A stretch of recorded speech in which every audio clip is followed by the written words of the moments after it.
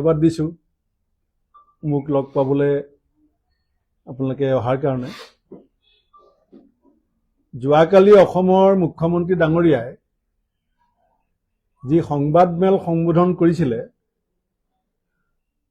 সংবাদমেল সম্বোধন কৰাৰ পিছত কেইবাখনো জিলাত বিজেপি দলৰ নেতা কৰ্মীসকল ৰাজপথত ওলাইছিলে আৰু বহুতে মনে মনে ভাবিছিলে আজিকালি আমি নতুন যিটো সমৰ কৌশল যুদ্ধবিলাক যিবিলাক হৈ আছে ইউক্ৰেইন আৰু ৰাছিয়াৰ মাজত, আমি দেখোঁ যে তাত কেনেকৈ ব্লাষ্টিক মিছাইলবিলাক ব্যৱহাৰ হয়।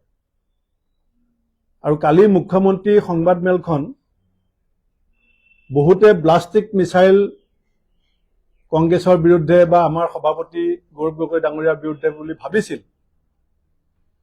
কিন্তু আজি খন্তেক সময় আগতে শেষ হোৱা আমাৰ অসম কংগ্ৰেছৰ সভাপতি গৌৰৱ গগৈ ডাঙৰীয়াৰ যিখন প্ৰেছ মিট আছিলে গুৱাহাটীৰ ৰাজীৱ ভৱনত, সেইখন এণ্টি ব্লাষ্টিক মিছাইল, যেনেকৈ বিদেশী ৰাষ্ট্ৰ এখনে এটা মিছাইল মাৰিলে সামৰিকভাৱে সক্ষম শক্তিবিলাকে দেশবিলাকে আকাশমাৰ্গতেই টাৰ্গেট পোৱাৰ আগতে আকাশমাৰ্গতে এণ্টি ব্লাষ্টিক মিছাইল দি পেলাই সেই ব্লাষ্টিক মিছাইলটো ধ্বংস কৰে, তেনেকৈ মুখ্যমন্ত্ৰীগৰাকীৰ কংগ্ৰেছৰ বিৰুদ্ধে বা কংগ্ৰেছৰ সভাপতিৰ বিৰুদ্ধে যিটো ষড়যন্ত্ৰ ৰচনা হৈছিলে, যাক তেওঁ হয়তো ভাবিছিলে যে কংগ্ৰেছ নিঃশেষ কৰি দিম, সেইটো ইতিমধ্যে আজি অসমৰ ৰাইজৰ সন্মুখত আমাৰ সভাপতি ডাঙৰীয়াই প্ৰত্যেকগৰাকী সাংবাদিকৰ প্ৰশ্নৰ উত্তৰত আৰু উত্তৰসমূহ মই দলৰ এজন জ্যেষ্ঠ নেতা হিচাপে এণ্টি ব্লাষ্টিক মিছাইল হিচাপে গণ্য কৰিছোঁ। কৌটিল্যৰ যি অৰ্থশাস্ত্ৰত উল্লেখ আছে সাম দাম দণ্ডভেদ, এইটো শাসনত বৰ্তি থাকিবৰ কাৰণে এটা শাসকীয় ব্যৱস্থাৰ কাৰণে কৌটিল্যই অৰ্থশাস্ত্ৰত কৈছিলে যে সাম মানে আলোচনা বিলোচনা, দাম মানে কিনা বেচা পইচা দিয়া, দণ্ড মানে শাস্তি দিয়া, আৰু ভেদ মানে এটা নিজৰ ভিতৰতে শত্ৰুপক্ষৰ মাজত বিভাজন সৃষ্টি কৰা। মুখ্যমন্ত্ৰীয়ে দীঘলীয়া সময় ধৰি ক্ষমতাত বৰ্তি থাকিবৰ কাৰণে অসমৰ ৰাইজৰ আশা আকাংক্ষাক বাস্তৱিক ৰূপায়ণ কৰাক বাদ দি কেৱল কৌটিল্যৰ অৰ্থশাস্ত্ৰৰ সেই যিটো ব্যাখ্যা সাম দাম দণ্ডভেদ, ক্ষমতাত টিকি থাকিবৰ কাৰণে তেওঁ কেৱল সেই কৌশলটো অৱলম্বন কৰি আহিছে, যিটো চাণক্যই কৈছিলে যে চল বল কৌশল। চাণক্যই কৈছিলে যে চল বল কৌশল প্ৰয়োগ কৰি ক্ষমতাত থাকিব। মুখ্যমন্ত্ৰীগৰাকীৰ লগত মই একেৰাহে 93 চনৰ পৰা 2015 চনলৈকে প্ৰায় 23 বছৰমান ৰাজনীতি কৰিছোঁ। মুখ্যমন্ত্ৰীগৰাকীয়ে কেইদিনমান আগতে মোৰ চৰিত্ৰৰ কথাও কৈছে। মই অসমৰ ৰাইজক জনাব বিচাৰিছোঁ যে বৰ্তমানৰ মুখ্যমন্ত্ৰীগৰাকীৰ সৈতে 93-94 চনত গুৱাহাটীৰ এখন ফাঁচী বজাৰৰ হোটেলত আমি মাহৰ পাছত মাহ একেলগে আছিলোঁ। তেতিয়া তেওঁ LLB পঢ়ি আছিলে, মই ডিব্ৰুগড় বিশ্ববিদ্যালয়ৰ ছাত্ৰ। মাহৰ পাছত মাহ একেটা ৰুমত, একেখন হোটেলত নহয়, একেটা ৰুমত আছিলোঁ। আৰু মিজোৰামৰ ইলেকশ্যনকে আদি কৰি বহুকেইটা ইলেকশ্যনত আমি একেখন হোটেলৰ একেটা ৰুমত মাহৰ পাছত মাহ বহু দিন কটাইছোঁ। গতিকে মোৰ চৰিত্ৰ তেখেতে জানে আৰু তেখেতৰ চৰিত্ৰ মই জানো। আৰু মোৰ চৰিত্ৰ কথা তেখেতে কৈ আছে, মই যদি তেখেতৰ চৰিত্ৰৰ কথা কওঁ, ইলেকশ্যনলৈও বেছি দিন নাই, আকৌ SIT বহাই ৰিপৰ্ট দিবলৈও সময় নাই, সমস্যা বহুত বাঢ়িব। কিন্তু মই গৌৰৱ গগৈ ডাঙৰীয়াক আজি ধন্যবাদ দিম যে আমাৰ অসমৰ কেইবাটাও জাতীয় সংগঠনেও প্ৰশ্ন উত্থাপন কৰিছিলে যে গৌৰৱ গগৈ ডাঙৰীয়া উত্তৰ দিব লাগে। মই ভাবোঁ যে অতি সাৱলীল ভাষাত, অতি স্পষ্টভাৱে আৰু অতি সহজ সৰলভাৱে, অতি নিৰ্ভীকভাৱে ৰাজহাড় পোন কৰি বুকু ফিন্দাই মুখ্যমন্ত্ৰীৰ চকুত হৈ আমাৰ প্ৰদেশ কংগ্ৰেছৰ সভাপতি গৌৰৱ গগৈ ডাঙৰীয়াই যোগ্য প্ৰত্যুত্তৰ দিছে আৰু মুখ্যমন্ত্ৰীগৰাকীয়েও কালি নিজে স্বীকাৰ কৰিছে যে আন্তঃৰাষ্ট্ৰীয় বিষয় এটাৰ ক্ষেত্ৰত এটা চূড়ান্ত ৰিপৰ্ট প্ৰস্তুত কৰাত ৰাজ্য চৰকাৰৰ এখতিয়াৰৰ ভিতৰত নপৰে। ৰাজ্য চৰকাৰৰ এখতিয়াৰৰ ভিতৰত নপৰে।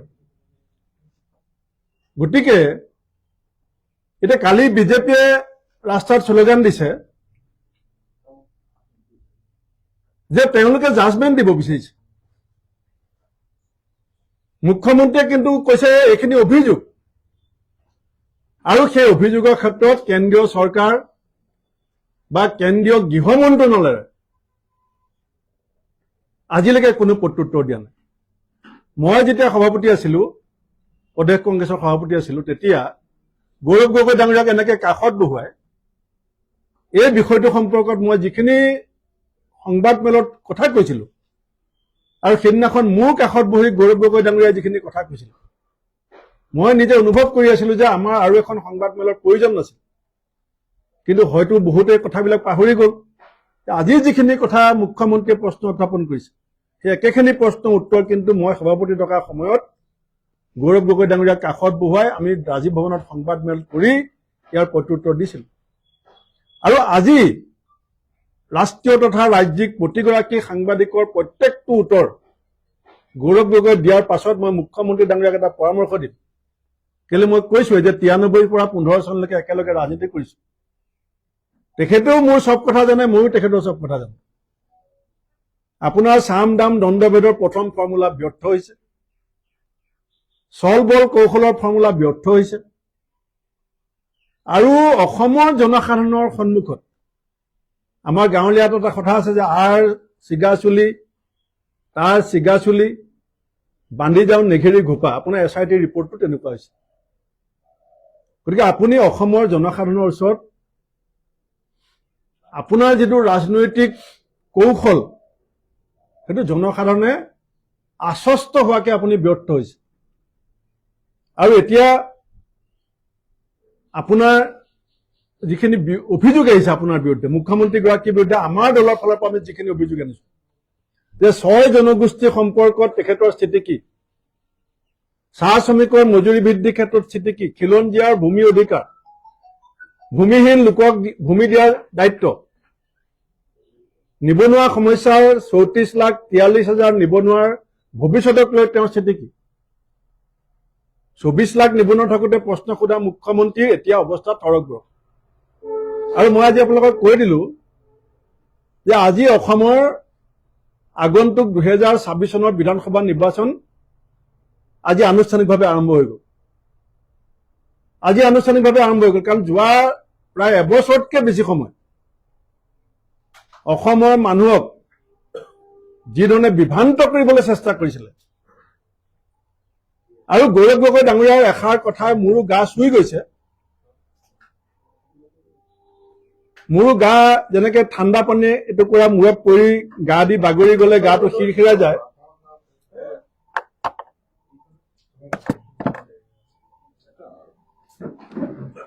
গৌৰৱ গগৈ ডাঙৰীয়াই এষাৰ ডাঙৰ কথা কৈছে যে অসমৰ ৰাইজৰ শ্ৰদ্ধাৰ আৰু অসমৰ ৰাইজে যাক ৰাজনৈতিক পৰিপক্ক অভিভাৱক বুলি ভাবে, যে তৰুণ গগৈ ডাঙৰীয়াৰ মান সন্মান আৰু গৰিমাত কোনো ধৰণৰ কালিমা লাগিবলগীয়া কাম গৌৰৱ গগৈ আগতেও কৰা নাই, আগলৈও নকৰো বুলি যিটো কথা কৈছে যে এজন যোগ্য পিতৃৰ যোগ্য পুত্ৰ হিচাপে তেওঁৰ এই বক্তব্যক মই আন্তৰিকতাৰে আদৰণি জনাইছো। আৰু মই মুখ্যমন্ত্ৰীগৰাকী, আপুনি যুঁজক আমাৰ লগত, গণতান্ত্ৰিকভাৱে যুঁজক। বৰপেটা সত্ৰত কি কয় আপোনাৰ বটদ্ৰৱা সত্ৰত যোৱাত আপুনি বাধা দিবলৈ চেষ্টা নকৰিব।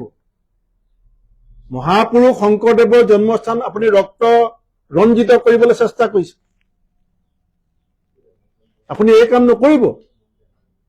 আপুনি দৌল দেৱালয়ত অসম সন্তানসকলক যোৱাত বাধা আৰোপ নকৰিব। এইটো অসমৰ মানুহে বুজি নাপায় বুলি নাভাবিব। অসমৰ ৰাইজ ৰাজনৈতিকভাৱে পৰিপক্ক। আপুনি অসমৰ ৰাইজক হিচাপ দিয়ক যে ভিজন ডকুমেণ্টছ, আপোনালোকে ভিজন ডকুমেণ্টছত 10 বছৰ সময় বিচাৰিছিলে, 2016 পৰা 2024 ভিতৰত কংগ্ৰেছে 60 বছৰত কৰিব নোৱাৰা কাম আপোনালোকে 60 মাহত কৰিম বুলি কৈছিল। আপুনি হিচাপ দিয়ক যে ৰাইজ মই এইখিনি কাম কৰিলো, মই ইমান অসমত আপুনি কংগ্ৰেছে যেতিয়া শাসনভাৰত আছিল 24 লাখ নিবনুৱা আছিলে, এতিয়া 36 লাখতকৈ বেছি নিবনুৱা। কিমান ক্ষুদ্ৰ উদ্যোগ বন্ধ হৈ গ'ল, কিমান মজলীয়া উদ্যোগ বন্ধ হৈ গ'ল। কোনটো বস্তুৰ দাম আপুনি কমালে? ইলেকশ্যনৰ 90 দিনৰ আগত আপুনি 1 কেজি চাউল, 1 কেজি চেনি, 1 কেজি মিঠাতেল দি পেলাই 1 লিটাৰ মিঠাতেল দি পেলাই ইলেকশ্যন জিকিব বিচাৰিছে। কোনটো বস্তুৰ দাম আপুনি কমালে? আপোনালোকৰ শ্লোগান কি আছিলে যে ভাই ও बहनों कांग्रेस का जमाना में सीजू का दाम आसमान छू रहा है, बीजेपी को मौका दीजिए, सीजू का दाम जमीन में खड़ा कर देगा। কোনটো বস্তুৰ দাম আপোনালোকে কমালে? অৰুণোদয় 1250 টকা দিয়ে, চিলিণ্ডাৰৰ দাম কিমান?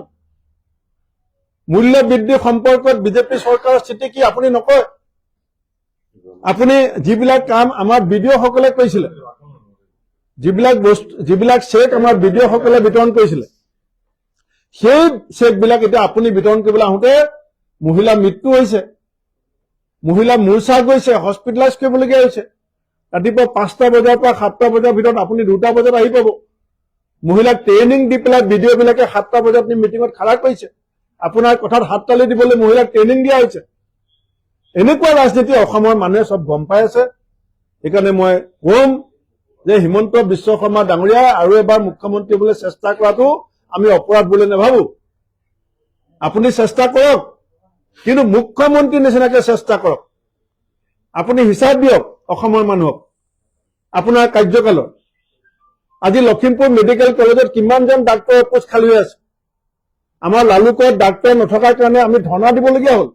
আপুনি তাৰপিছত মেনেহাৰ পৰা ডাক্তৰ ট্ৰেন্সফাৰ কৰি আনি লালুকত দিলে, এতিয়া মেনেহাৰ ডাক্তৰৰ পোষ্ট খালী হৈ পৰি আছে। এই ৰাজনীতি বন্ধ কৰক। আপুনি যদি ভাবিছে যে কংগ্ৰেছৰ এই পৰিৱৰ্তন যাত্ৰা আপুনি ধৰ্ণা দি পেলাই বন্ধ কৰিব পাৰিব, মুখ্যমন্ত্ৰী মহোদয় মই আপোনাক কৈছো, আপোনাৰ প্ৰতিৰোধ যিমান শক্তিশালী হ'ব কংগ্ৰেছৰ গতি সিমান দুৰ্বাৰ হ'ব। আপোনাৰ প্ৰতিৰোধ যিমান শক্তিশালী হ'ব কংগ্ৰেছৰ গতি তাতকৈ দুগুণ গতিশীল হ'ব, দুগুণ দুৰ্বাৰ হ'ব। আৰু অসমৰ ৰাইজ এতিয়া ওলাব। অসমৰ ৰাইজে জানে কেতিয়া ওলাব লাগে। অসমৰ ৰাইজ শুই থকা সিংহক আজি আমাৰ সভাপতি গৌৰৱ গগৈ ডাঙৰীয়াৰ সংবাদ মেলৰ পাছত এতিয়া সিংহই গৰজিব।